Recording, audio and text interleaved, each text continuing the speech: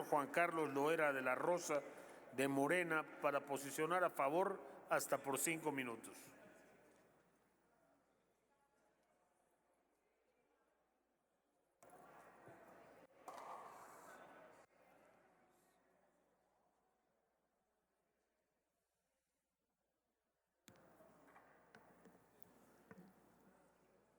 Gracias, presidente. Con su Adelante, permiso. senador.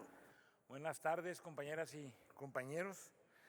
Bueno, pues vaya que el sorprendido verdaderamente que soy yo para esa gran capacidad que tienen para mentir, esa capacidad histriónica y ese fenómeno tan olvidadizo que tienen en sus mentes. Pues está muy fácil, miren, ahí está de lo que presumen. Esas son las mini casas, los lugares donde mandaron a vivir a las trabajadoras y trabajadores que son los principales impulsores del desarrollo de nuestro país. ¿Cómo es posible que presuman esto?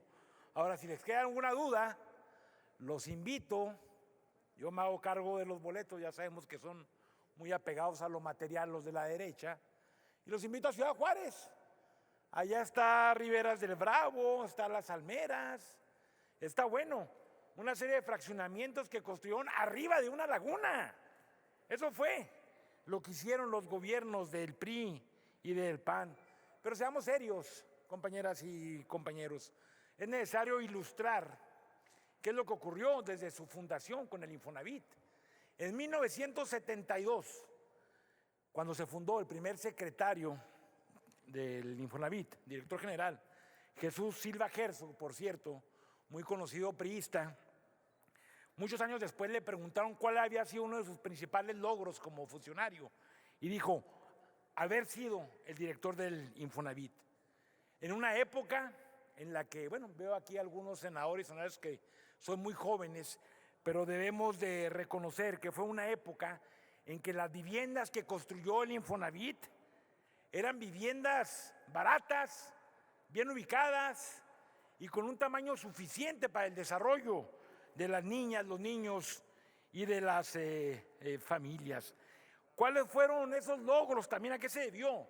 Pues que hubo una vigilancia de parte del Infonavit para que en primer lugar los precios de los lotes no se inflaran y tampoco el precio de los materiales. ¿Y cuál fue el resultado de ello? Pues que hubo viviendas amplias, cómodas, bien ubicadas y baratas. Y aunque ustedes no lo crean, otro distinguido priista, distinguido para bien o para mal, pero en fin, distinguido, Fidel Velázquez, que era un ser humano de gran tamaño, alto, con grandes brazos, de gran tamaño físico, siempre estuvo vigilando que las casas del Infonavit tuvieran recámaras amplias, seguramente para que una persona de su tamaño pudiera estar cómoda, pero efectivamente el sindicato de los trabajadores vigiló que esas casas tuvieran buen tamaño. ¿Pero qué pasó?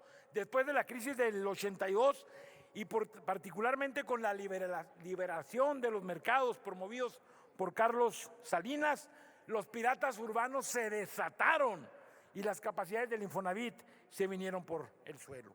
La liberalización recomendada por el Banco Mundial convirtió al Infonavit en un instituto financiero, especialmente usurero, en los gobiernos de Fox y de Calderón, y lo alejó de toda posibilidad de supervisar y vigilar desde la óptima localización hasta el precio y el costo del financiamiento de las viviendas.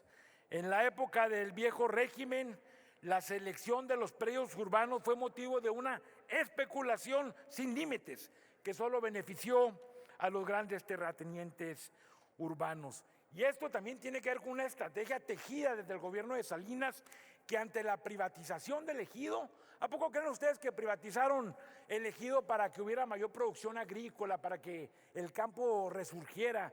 Privatizaron el ejido para quedarse con los grandes terrenos alrededor de los centros urbanos. Ya están todas las grandes ciudades, fueron acaparados los ejidos por los grandes terratenientes urbanos, por las empresas constructoras, a costa del beneficio y del desarrollo de las familias. Mientras el costo de la vivienda se encarecía, el salario de las y los trabajadores disminuía a la cuarta parte del valor alcanzado en 1981 y con ello el valor real de las cuotas de los trabajadores y de los patrones.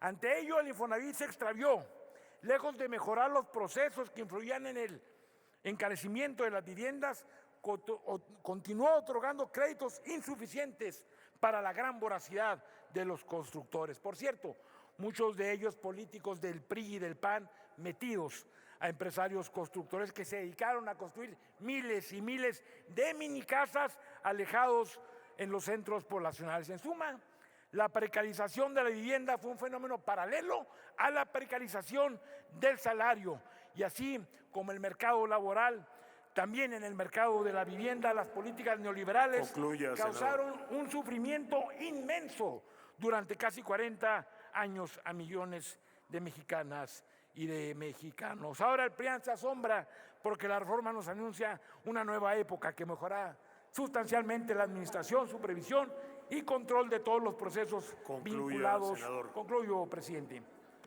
a la construcción de viviendas.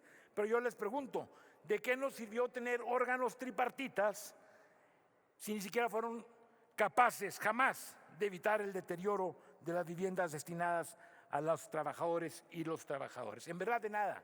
Fueron alcahuetes para el enriquecimiento de unos cuantos a costa de una gran tragedia social. Es cuanto, presidente. Gracias.